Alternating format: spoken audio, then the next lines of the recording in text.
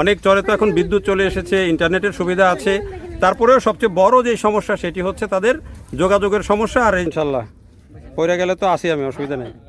মনে করেন যে আমাদের একটা কিছু নেশা জাতীয় জিনিস নিবার গেলে শহর এলাকার ওই দিকে যাইতে হবে। সবাইকে শুভেচ্ছা।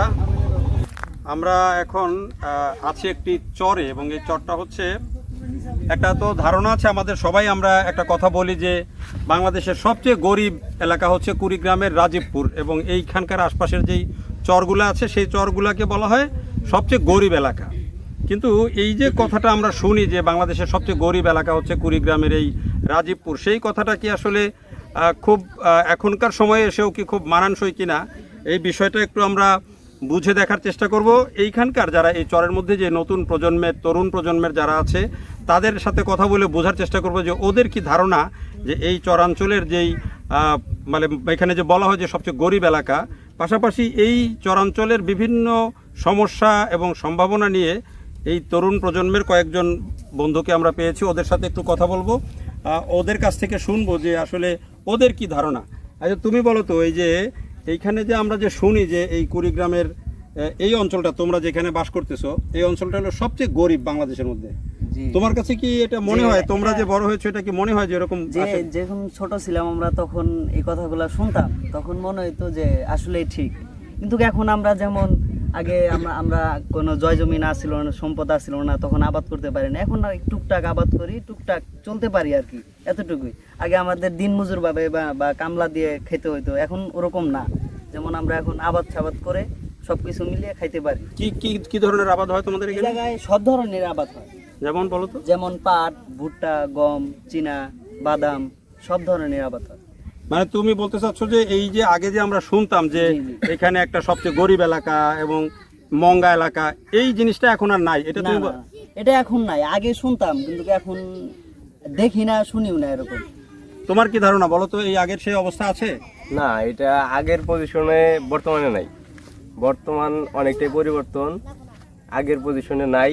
এটা নতুন করে যদি আপনি একটু ঘুরে দেখেন, আমাদের এলাকাটা যদি ঘুরে দেখেন, আর অতীতে যদি কোনোদিন আইসা দেখে থাকেন, অনেকটাই পরিবর্তন পাইবেন। তাইলে মূল সমস্যাটা কোথায়? এখানে যে সমস্যাগুলোর কথা বলা হয় চরাঞ্চলের, এগুলোর মূল সমস্যা কোথায়? মূল সমস্যা হচ্ছে আপনার যাতায়াত সমস্যা। আবার দেখা গেল যে এদিক তো কারেন্ট নাই, রাজীবপুর কারেন্ট আছে, ওইখানে যদি আপনার কারেন্টটাও অফ হয়ে যায় তাহলে আমাদের এখানে নেটওয়ার্ক সার্ভিস অফ, মানে মোট কথায় ফোনের নেটওয়ার্ক নাই, যোগাযোগ ব্যবস্থা বন্ধ। এটাই হচ্ছে সমস্যা। আচ্ছা, আর এই যে যোগাযোগের যে কথা বললো, যে যাতায়াতের খুব সমস্যা, এই যাদের অসুখ বিসুখ হয় তারা কি করে? তাদের একটা সিরিয়াস হলে একটা নাও রিজার্ভ করে আমাদের রাজীবপুর যাইতে হয়, না জামালপুর যাইতে হয়। সেটা অনেক সময় সাপেক্ষ না? সমস্যা যদি এমন রুগী মারা যায়, যাদের অনেক সময় বাচ্চা কাচ্চা হওয়ার বিষয় থাকে, তাদের কি হয়? তাদের এখন আগে কর্তিমারি হাসপাতাল ছিল না, এখন কর্তিমারি কাছে হাসপাতাল হয়েছে। আগে তো জামালপুর নিয়ে যাওয়া হচ্ছে।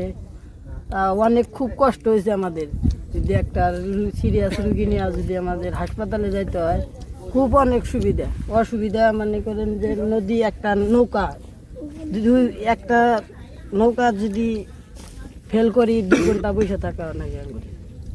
এখানে এখন তাহলে সবচেয়ে বড় সমস্যা হলো যোগাযোগ। হ্যাঁ, যোগাযোগ, বিদ্যুৎ, আমাদের চলাফেরাটাই কষ্ট।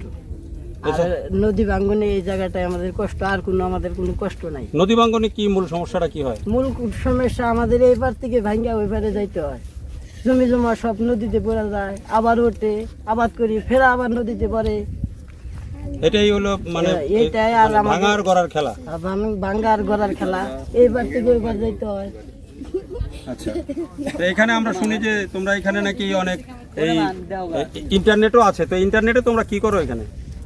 ইন্টারনেটে কেউ কাজ করে, ফেসবুকে কাজ করে, কেউ অনেক বিভিন্ন কাজ করে, বা কেউ ফ্রি ফায়ার খেলায়। ফ্রি ফায়ার খেলায়? রাজীবপুর ওই পাশে যদি কারেন্ট জায়গা, আমাদের এই জায়গায় বিদ্যুৎ যদি ওই জায়গায় আমাদের এই জায়গায় সমস্যা হয়ে যায়, নেটওয়ার্ক অসুবিধা। এখানে ইন্টারনেটের সুবিধা আছে তেমন না, মানে হালকা। জি হালকা। যেমন রাজীবপুর কারেন্ট নাই, এই জায়গায় আমাদের নেট প্রবলেম, বুঝছেন। রাজীবপুর কারেন্ট থাকলে আমাদের এই জায়গায় চলে কোনো রকম। নেটে তোমাদের লোকজন এখানে কি করে বেসিক্যালি?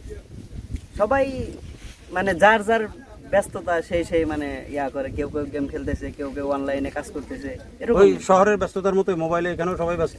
সবাই ব্যস্ত না, যেমন আমি একটু 5 মিনিট সময় পেলাম, এই 5 মিনিটে একটু মোবাইলে আমি আসক্ত, এতটুকু। আচ্ছা, একটা বিষয় তো আমাদের এখন তো সব জায়গায় ধরো ইয়াং জেনারেশনরাও আমরা অনেক সময় দেখতেছি মাদকে জড়ায় যাচ্ছে। তোমাদের চরের না, মধ্যে না, কি এই চরে কি জায়গায়- মাদকের ইয়ে আছে? না, এই জায়গায় এরকম কিছু নাই, কারণ এই জায়গাতে আমাদের যাওয়া চলাফেরা কষ্ট। মনে করেন যে আমাদের একটা কিছু নেশা জাতীয় জিনিস নিবার গেলে শহর এলাকার ওই দিকে যাইতে হবে, এই জায়গায় তো কেউ পাওয়া যায় না। কারণ তুমি বলতে চাচ্ছ যে চরে কোনো নেশার না, কোনো না, কিছু নাই? এরকম হয় না। যেমন আমরা 5 মিনিট সময় পেলাম, এই 5 মিনিটে 5 জন বলাবো নদী মরি বয়ে আড্ডা দেই বা গল্প সল্প করি, এতটুকুই। তাছাড়া কোনো নেশা জাতীয় জিনিস বা পোলাপান সেবন টেবন করে। এখন এই যেই যে তোমরা যেখানে বসবাস করো এই জায়গার জন্য তুমি বলো যে মানে সবচেয়ে প্রধান সমস্যা কি, এটা সমাধান কি? সমাধান কি চাই হইতে পারে?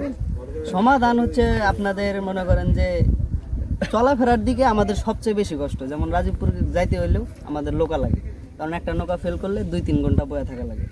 একটা সিরিয়াসে আপনি বললেন কিছুক্ষণ আগে যে একটা মানে সিরিয়াস রুগীরে মানে নিয়ে যাইতে কি একটা কষ্ট, মানে এরা আসলে সব জায়গায় যে কষ্ট, মানে সব জায়গায় বলতে কি আমাদের এই চর এলাকাগুলোয় কষ্ট হয়। যেমন একটা সিরিয়াস রুগী রাজীবপুর নিয়ে যেতে হলে আমাদের আগে লোকার প্রয়োজন, লোকা না থাকলে 2-3 ঘন্টা আমাদের অপেক্ষা করতে হয়, বুঝছেন? এটাই হলো একটা বলছিলে যে ওই যে নদীর ওই পারে স্কুল ছিল, ভাঙা আবার এপারে চলে আসছে। হ্যাঁ, স্কুল ভাঙ্গা এ পাশে আসছে। যেমন স্যার করে একটা খাওয়া 9টার সময় আসে, একটা খাওয়া ফেল করলে 2-3 ঘন্টা লেট, আবার স্যাররা 2টার সময় চলে যায়। মানে চলাফেরায় মূল মানে উদ্দেশ্যটাই হচ্ছে চলাফেরায় সবচেয়ে কষ্ট আমাদের। তোমার দৃষ্টিতে এই যে এখানকার লেখাপড়ার জায়গাটা ঠিক করার জন্য কি করা দরকার মনে হয়? লেখাপড়া মোটামুটি এদিক সুন্দর একটা ব্যবস্থা আছে। এলাকার যদি ময়মুরব্বীরা সহযোগিতা করে, যদি সাপোর্ট করে, ওই ক্ষেত্রে লেখাপড়া অনেক সুন্দর হবো। কি ধরনের ময়মুরব্বীরা কি সাপোর্ট করে না? না করে, কিন্তু প্রফেশনাল ভাবে যদি কেউ সাপোর্ট করে ওটা আর একটু বেটার হয়। তোমাদের এখান থেকে কোনো ভালো ধরো যে ইউনিভার্সিটিতে পড়ে বা এরকম আছে, উদাহরণ আছে? হ্যাঁ, অনেকই আছে, অনেকেই আছে। অনেক তো আছে। তারা এলাকায় কোনো অবদান রাখে? তারা বর্তমানে এলাকায় নাই, এলাকায় নাই। নদী ভাঙনের কারণে হয়তো কেউ এই পাশে কেউ ওই পাশে, এরকম। মানে সমাজটা এক জায়গায় না। সমাজ এক জায়গায় থাকলেও মনে করেন যে আলাদা আলাদা, যেমন ওই যে ওই চর আছে আবার এই চর, মানে বিচ্ছিন্ন হয়ে যাচ্ছে সবাই ভাঙনের কারণে। ভাঙনের কারণে। নদী ভাঙনের কারণে সবাই আলাদা আলাদা সিস্টেম। অনেক ধন্যবাদ। এখানকার এই যে তরুণরা বলছিল যে এই চরাঞ্চলের কি সমস্যা এবং এগুলো থেকে কিভাবে বাঁচা যায়, এবং এই যে একটা মিথ আমরা যে বলছিলাম যে একটা মিথ যে এই রৌমারি, এই তারপরে হচ্ছে কুড়িগ্রামের এই যে এই চরাঞ্চল, ভেলার চর, তারপরে কি অষ্টাদশীর চর, আর এরকম অনেকগুলো চর আছে যেগুলোকে বলা হয় যে আসলে খুবই দারিদ্র্যপীড়িত এবং সবচেয়ে গরিব এলাকা। কিন্তু এইখানকার যারা এখন আছেন, যারা বসবাস করেন, তারা এটা খুব বেশি মানতে নারাজ। আমি অনেক কৃষকের সাথেও কথা বললাম যারা এখানে চাষ করেন, ফসল করেন, তারাও বলছেন যে না, আগের মতো সেই অবস্থা নাই। এখন কিন্তু চরের জীবন মানুষের অনেক পরিবর্তন এসেছে। অনেক চরে তো এখন বিদ্যুৎ চলে এসেছে, ইন্টারনেটের সুবিধা আছে। তারপরেও সবচেয়ে বড় যে সমস্যা সেটি হচ্ছে তাদের যোগাযোগের সমস্যা। আর এই যে নদী এক জায়গা থেকে ভেঙে বারবার করে আরেক জায়গায় শিফট করতে হয়, এটি হচ্ছে তাদের মূল সমস্যা। আর এই সমস্যা দূর করার জন্য আমার কাছে যেটি মনে হয়, আমরা ওই নদী দিয়েই আসলাম।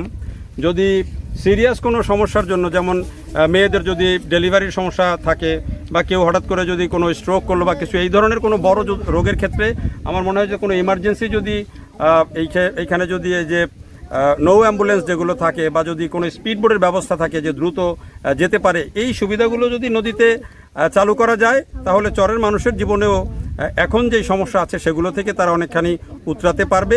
হয়তো অদূর ভবিষ্যতে সেগুলোরও সমাধান হবে আশা করা যায়।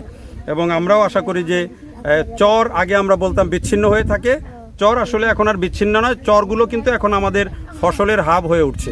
আগে চরে কিছু হতো না, এখন অনেক চরে বছরে 3-4টা ফসল হয়। ফলে চর আর এখন কিন্তু শুধুমাত্র আমাদের ওই পতিত ফেলে রাখার জায়গা না বা ওই যে শুধু মঙ্গার জন্য বিখ্যাত সেটাই না, চর ভবিষ্যতে আমাদের বড় ফসলের উৎস হয়ে উঠছে। দেখার জন্য সবাইকে অনেক ধন্যবাদ।